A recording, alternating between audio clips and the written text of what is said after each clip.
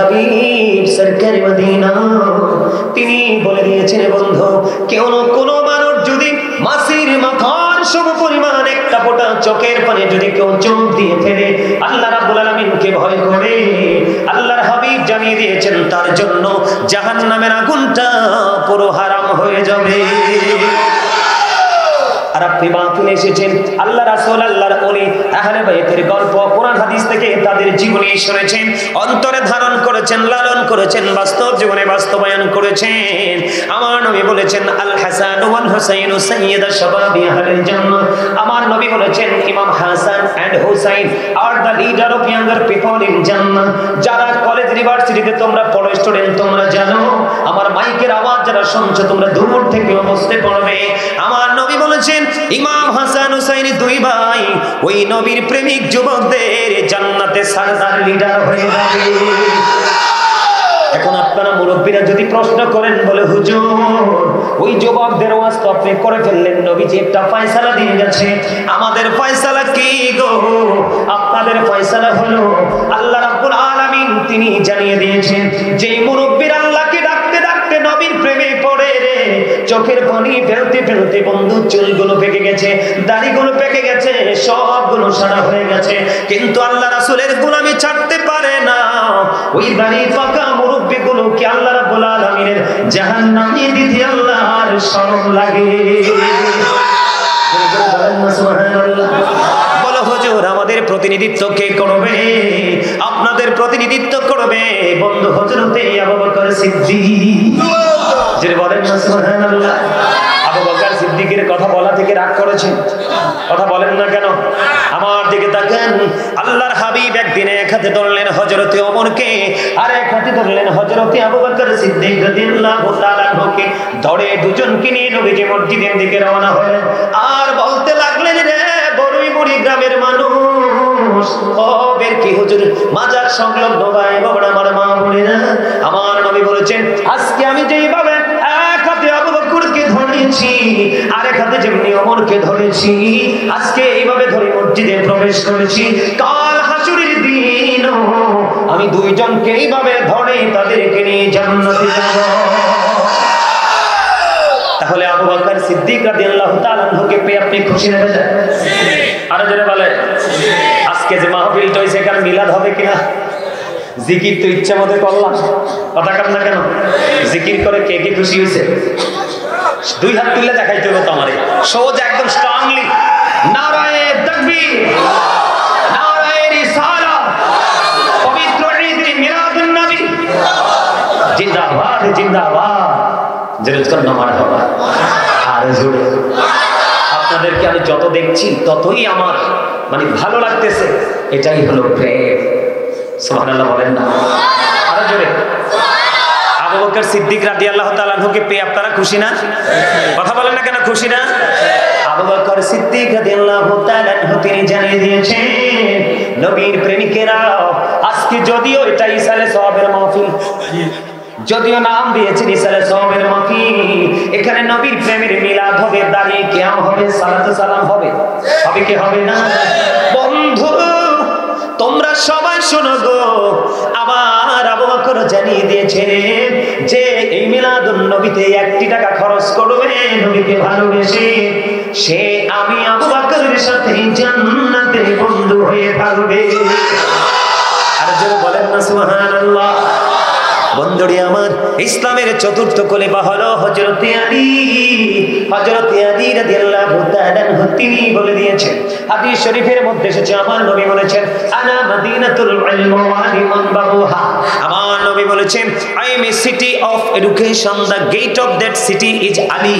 আমার নবী বলেছেন আমি হলাম শিক্ষার শহর আর সেই শহরের দরজা হলো আমার আলী। জুলজুরে কণ্ঠ সেই আলী কারামাল্লাহু ওয়াজহু তিনি জানিয়ে দিয়েছেন এই যে মিলাদুন নবীতে আজকে ইসালে সওয়াবের মাহফিল, নবীর প্রেমে পড়েছো, আল্লাহর প্রেমে পড়েছো, বেরকি হুজুরের প্রেমে পড়ে তোমরা টাকা দিয়েছো, পয়সা দিয়েছো, সর্বোপরি আলোচনা শোনার জন্য দল বেঁধে এসেছো, তোমাদের এই পরিশ্রম আশা এটার ফজিলতের কোনো শেষ নেই, বরকতের কোনো শেষ নাই।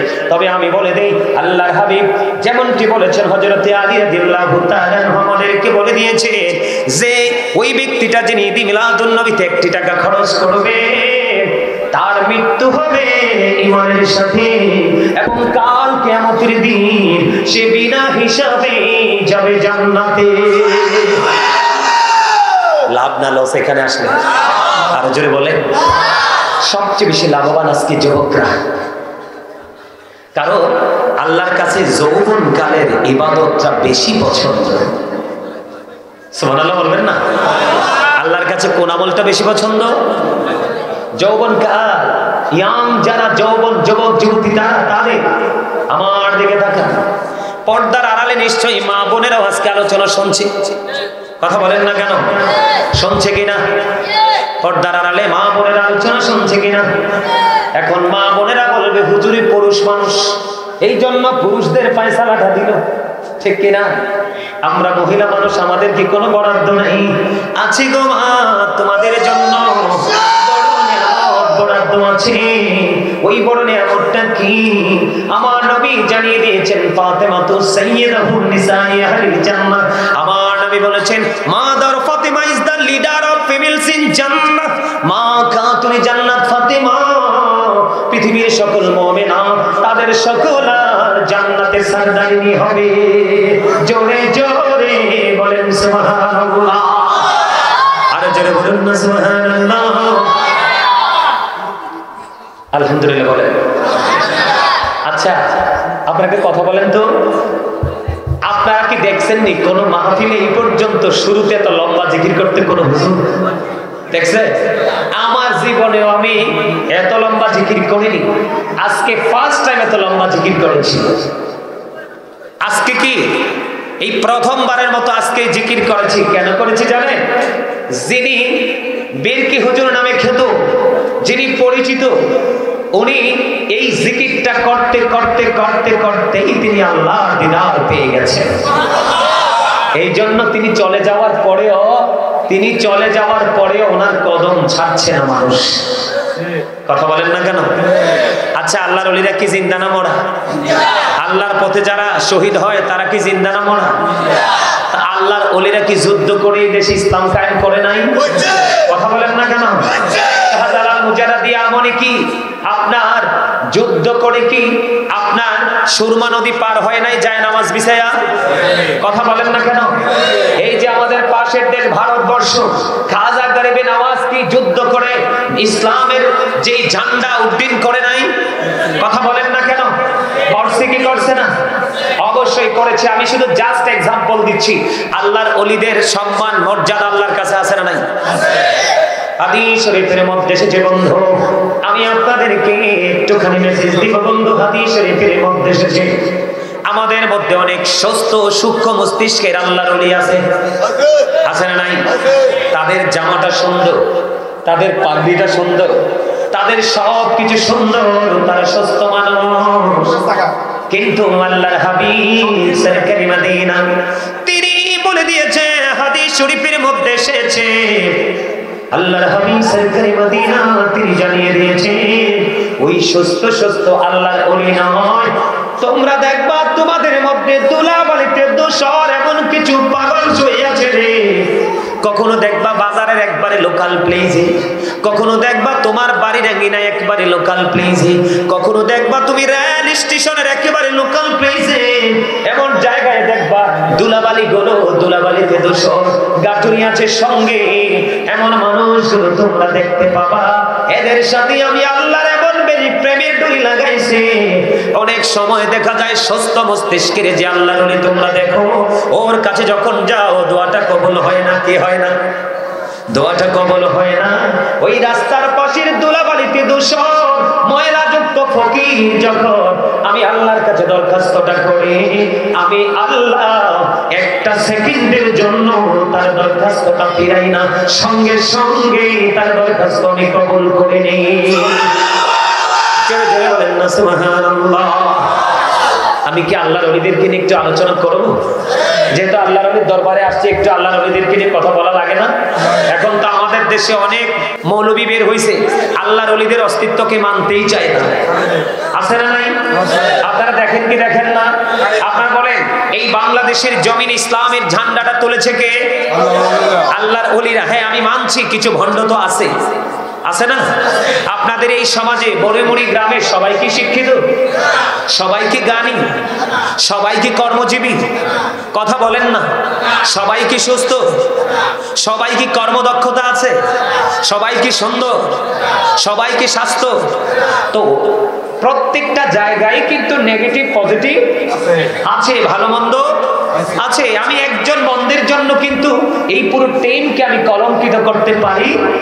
আমি একজন পার্সনের জন্য গোটা টিমটাকে যখন আমি কলঙ্কিত করব, তখন কিন্তু আমি বিবেকহীন মানুষ হিসাবে পরিচিতি লাভ করব। সুস্থ মানুষ কখনোই একজনের যেই কলঙ্ক লেগেছে এই কলঙ্কটা কিন্তু সবার গায়ে দিতে পারে। আমি মানছি, আমি নিজেও দেখেছি অনেক ভণ্ড পীর আমাদের মাঝে আছে যাদের কারণে হক্কানি আল্লাহর ওলিদের অস্তিত্ব পর্যন্ত বিলীন হওয়ার পথে। কিন্তু না, হক্কানি আল্লাহর ওলিদের অস্তিত্ব কখনোই বিলীন হবে না। কারণ আল্লাহ বলেছেন, ইন্নাল্লাযীনা ইউবাইউনাকা ইন্নামা ইউবাইউনাল্লাহ ইয়াদুল্লাহি ফাওকা আইদিহিম। যারা আপনার হাতে বায়াত করে তারা যেন আল্লাহর হাতে বায়াত করে। আল্লাহর হাত হক্কানি আল্লাহর ওলিদের হাতের উপর। আপনারা সুবহানাল্লাহ কইতে পারেন না? না না, হয় নাই তো। বিশেষ করে তোমরা ম্যাক্সিমামে আমার যুবক ভাই এবং বন্ধু, তোমাদের সবাইকে বলবো জোরে সুবহানাল্লাহ বলো। তার কারণ হলো, আমি বলি তার কারণ বলবে এজন্য, আল্লাহ রাব্বুল আলামিন বলে দিয়েছেন, remember me then I will remember you. Allah রাব্বুল আলামিন বলেছেন, remember me then I will remember you. Allah বলেছেন, তোমরা আমাকে স্মরণ করো, আমি তোমাদেরকে স্মরণ করব। আল্লাহ বলেছেন, ফাযকুরুনি আযকুরকুম ওয়াশকুরুনি ওয়ালা তাকফুরুন। আল্লাহ বলেছেন, তোমরা আমার জিকির করো, আমি তোমাদের জিকির করব। তোমরা আল্লাহর প্রতি কৃতজ্ঞ হও, অকৃতজ্ঞ। তখন আপনি যদি বাড়ি বানান, ইঞ্জিনিয়ারের কাছে যেতে হবে না? কথা বলে না। আপনি যখন ইঞ্জিনিয়ার থেকে ড্রয়িংটা নিয়ে আসলেন, এখন আপনার বাড়ি বানানোর জন্য কি একজন আপনার কন্ট্রাক্টর লাগবে না? কনস্ট্রাকশন মিস্ত্রি লাগবে না? অবশ্যই লাগবে। ঠিক তদ্রূপ আপনি যদি আল্লাহর ওলি হতে চান, আল্লাহওয়ালাদের কাছে যেতেই হবে, মাস্ট বি। এটা কি অস্বীকার করার কোনো সুযোগ আছে? কথা বলেন না কেন? হ্যাঁ, আজকে আমি টিভিতে দেখেছি, সম্ভবত নিউজ 24-এ দেখেছি দুপুরবেলা। আজকে দুপুরবেলা দেখেছি একজন ডক্টর, একজন বৈজ্ঞানিক, একজন অ্যাস্ট্রোনমার, একজন গবেষক, তিনি কোরআনের ভোল ধরতে কোরআন নিয়ে রিসার্চ শুরু করেছেন, খ্রিস্টান, যার নাম হচ্ছে গ্যারি মিলার। তার নাম কি? Miller, Gary Miller. আমি দেখেছি হেডলাইন ইংলিশে তার নামটা দিয়েছে। সে যখনই কোরআনের পৃষ্ঠা উল্টাচ্ছে, সে আল্লাহর ভুল কিভাবে ধরবে? সে যতই কোরআনের পৃষ্ঠা উল্টাচ্ছে, ততই কোরআন তাকে চ্যালেঞ্জ ছড়ে দিচ্ছে। দেখতে দেখতে দেখতে দেখতে দেখতে দেখতে যে যতই কোরআনের ভিতরে ঢুকছে, ততই দেখছে কোরআন তাকে চ্যালেঞ্জ করছে। কোরআন তার সাথে মোকাবেলা করার জন্য প্রস্তুত 100%। এটা ওই গ্যারি মিলার কি বুঝিয়ে দিয়েছে। তখন গ্যারি মিলার ছিলেন একজন খ্রিস্টান, সে এখনো আছে, সে হলো খ্রিস্টান। সে কি করেছে, তখন এই কোরআন যখন দেখছে যে কোরআন তাকে একটার পর একটা চ্যালেঞ্জ তীরের মতো নিক্ষেপ করছে, তখন সে দেখছে এটাকে ওভারটেক করার কোনো সুযোগ নেই। কারণ the holy Quran, Al Quran the ultimate miracle, the ultimate miracle 19 of the holy Quran. Quran শুধু ধর্মগ্রন্থই নয়, প্রাচুর্যপূর্ণ বিজ্ঞানের এক মহোৎস, সাক্ষী এই বিজ্ঞানময় কোরআন। আওয়াজ করে বলেন না সুবহানাল্লাহ। কথা কি বুঝে আসে? তখন দেখলেন এই খ্রিস্ট ধর্মের মধ্যে কিছুই নেই। এই খ্রিস্ট ধর্ম তাকে নিয়ে যাবে, আল্লাহ যে বলেছেন, ওই দাদিল কাফিরিন। আল্লাহ রাব্বুল আলামিন যে বলেছে, বেঈমান কাফেরদের জন্য আল্লাহ রাব্বুল আলামিন জাহান্নাম বরাদ্দ করে রেখেছে। এখন এই গ্যারি মিলার কোরআনের কিছু অংশ দেখে সে ইসলাম ধর্ম গ্রহণ করে মুসলমান হয়ে গেছে। আর যারা বলেন না সুবহানাল্লাহ। দুর্ভাগ্যজনক হলেও সত্য, আমরা মুসলমান নিজেকে দাবি করি, কিন্তু মুসলমানের অস্তিত্বকে স্বীকার করতে চাই না। কথা বলেন, আসলে কি আমি বানিয়ে বলছি কথাটা, নাকি আসলে বাস্তব? এই এমন লাগবে না মনু, কিছু করতে হইবে না, মুই এই ঠিক আছে, আলহামদুলিল্লাহ। আরে বরিশালের এক লাইন কইছি, আপনার একটু হাসি দিতেন, আসতে পারেন না? মুই যে কষ্ট হইলে চলাইছি, এইয়া মনু কেউর কইয়ে বুঝাইতে আর মনে মুই মুই এন কি আর মুয়াজ কি করবো না, মুই নাইমা মুই চললে বাড়ি চললে যাব। হ্যাঁ, ওয়াজের পক্ষে কে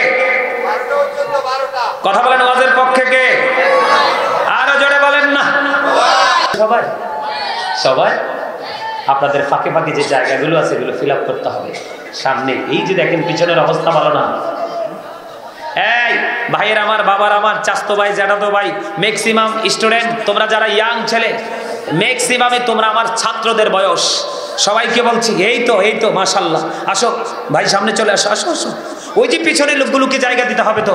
আর এই সুযোগে যারা যারা বের হওয়ার বের হয়ে যাবে, ঠিক আছে না? এই লাগানোর সময় যারা যারা যাওয়ার চলে যান। তবে এই জায়গাটা এই পাশটা কিন্তু 100% ঠিক আছে। তারপরও বলছি এই যে ফাঁকে ফাঁকে জায়গাগুলো আছে সামনে চলে আসেন, কারণ সবাই আজকে আল্লাহ রাসূল এই জান্নাতের বাগান এবং বেরকি হুজুরের মেহমান। কথা বলেন না কেন? এই সবাই কি আল্লাহ রাসূলের মেহমান না? আর যারা বলেন মেহমান কি না? আমরাও মেহমান। সবাইকে বলছি সামনে খালি থাকলে প্লিজ আপনারা সবাই সামনে চলে আসেন। আর এই সুযোগে যাওয়ার যারা চলে যান। হ্যাঁ আলহামদুলিল্লাহ বলেন না?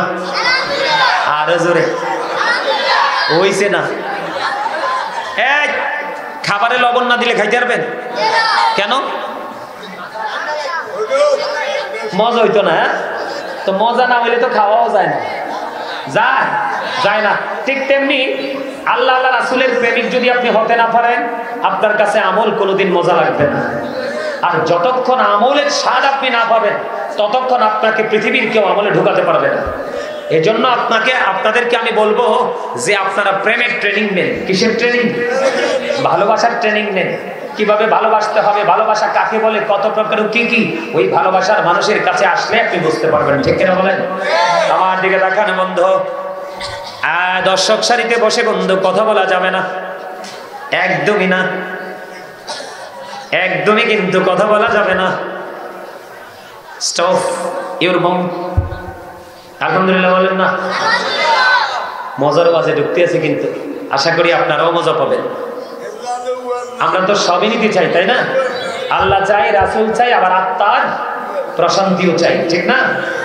বন্ধুরে আমার, বলতে চাইছিলাম আমি, আল্লাহ রাব্বুল আলামিন বলেছেন হক্কানি আল্লাহর ওলির হাতের উপর আল্লাহর হাত। তাহলে আপনি আল্লাহর ওলির হাতে হাত রাখার আগে আপনি হাত দিয়েছেন আল্লাহর কুদরতি হাতে। এটা কোরআন থেকে তথ্য কালেক্ট করা, হাদিস নয়। কি নয়? আল্লাহ বলেছেন ইয়া আইয়ুহাল্লাযীনা আমানুত্তাকুল্লাহা ওয়া কুনু মা'আস সাদিকিন। আল্লাহ রাব্বুল আলামিন ঈমানদারদেরকে ডেকে ডেকে বললেন, ঈমানদারেরা তোমরা আল্লাহকে ভয় করো এবং সাদিকিনদের অন্তর্ভুক্ত হয়ে যাও। আল্লাহ বললেন ইয়া আইয়ুহাল্লাযীনা আমানুত্তাকুল্লাহা ওয়াবতাগু ইলাইহিল ওয়াসিলা। আল্লাহ বলেছেন ঈমানদারদেরকে ডাক দিয়েছেন, কোন মুনাফিককে না, কোন বেঈমানকে না, কোন কাফেরকে না, কোন মুশরিককে না।